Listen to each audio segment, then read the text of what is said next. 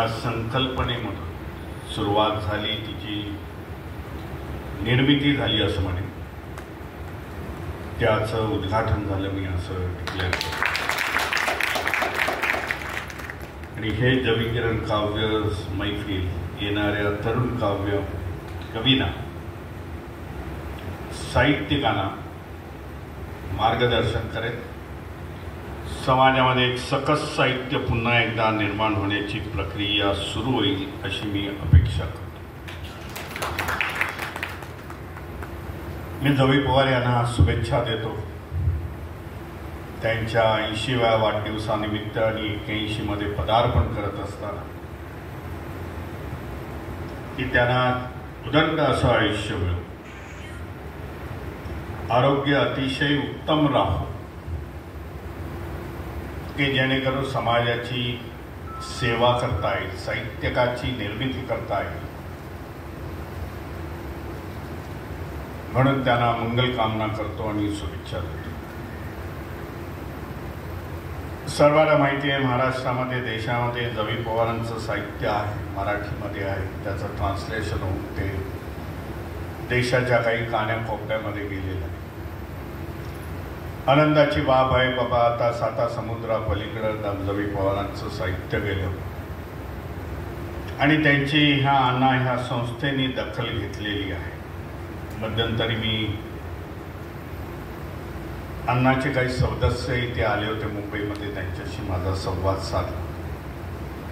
1-2 वेळा कोविडच्या काळामध्ये मी त्यांच्याशी व्हिडिओ कॉन्फरन्सनी काही गोष्टी ठेवल्या आणि तेव्हा आनंद वाटला की संस्थेचे, अण्णा या संस्थेचे जे सदस्य आहेत, संस्थेचे पदाधिकारी आहेत, त्यांना किती भारताबद्दलची ओढ आहे. भारताबद्दल होणाऱ्या प्रत्येक जडणघडणमध्ये त्यांचं योगदान असतं. आणि त्यांनी मला सांगितलं होतं, असे काही विद्यार्थी असतील तर पाठवा. आणि त्यावेळेला 1-2 वर्षापूर्वी करोनाच्या महामारीच्या नंतर एक नागपूरचा विद्यार्थी माझ्याकडे आला होता. त्याचे आई वडील आले होते. अतिशय गरीब कुटुंबातून तो आला होता आणि तो अमेरिकेमध्ये गेला होता. प्रोसिजर माहिती नाही, काय करावं हे माहिती नाही. नागपूरमधल्या आपल्या प्रोफेसरनी थोडंफार त्याला गायडन्स करून तो अमेरिकेमध्ये निघून गेला. अतिशय मेरिटचा विद्यार्थी होता. आणि त्याच्या वडिलांनी मला सांगितलं की तो एरोनॉटिक इंजिनियर्स म्हणून तो तिथे विद्यापीठामध्ये, नासा सारख्या विद्यापीठामध्ये कुठेतरी शिक्षण घेतोय. आणि पैशाची कमतरता होती. ज्या प्रोसिजर महाराष्ट्र गव्हर्नमेंटने करायला पाहिजे होत्या, समाज कल्याणमध्ये अर्ज करायला पाहिजे होत्या, त्याची स्कॉलरशिप मिळायला पाहिजे होती, हे काहीच केलं नाही. त्या प्राध्यापक मिळाले, मग नागपूरमधले त्यांनी थोडासा फंड दिला, त्याचं तिकीट केलं, त्याचा व्हिसा केला आणि तो निघून गेला. आणि तिथं मग आर्थिक संकटामध्ये तो सापडला.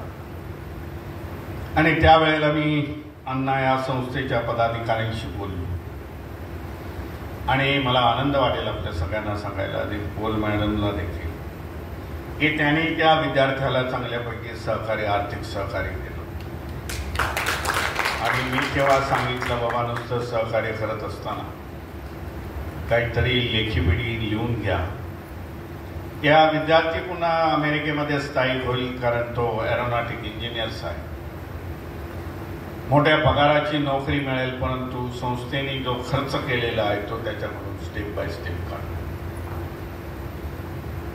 तेव्हा हा सगळा संवाद होत असताना मग आपल्याला देखील सांगू इच्छितो, त्यांनी मला दुःख म्हणून त्यांनी मला एक सांगितलं, ज्याच्याने मला खूपच खेद वाटला, की म्हणे बरेचसे विद्यार्थी येतात, आमच्याकडून मदत घेतात, $3000 ते लोक मदत करतात, आणि मग जेव्हा ते नोकरीला वगैरे लागतात पण ते आम्हाला विसरून जातात. अशा प्रकारची देखील विद्यार्थी, अशा प्रकारचे लोक आहेत. हे चैन आहे.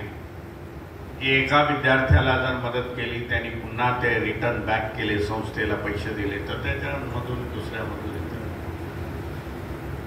खूप हार्ड वर्किंगनी ते लोक पैसे कमवतात, आपले नोकरी धंद्यातून काही पैसा बाजूला ठेवतात.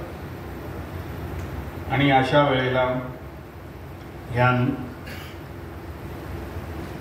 नॉर्थ इंडिया आंबेडकर असोसिएशननी रवी पवारांची दखल घेतली, त्यांच्या साहित्याची दखल घेतली. त्यांच्या पुस्तकाच्या माध्यमामधून अमेरिकेमध्ये मला वाटतं ट्रान्सलेट झाले की नाही मला माहिती नाही,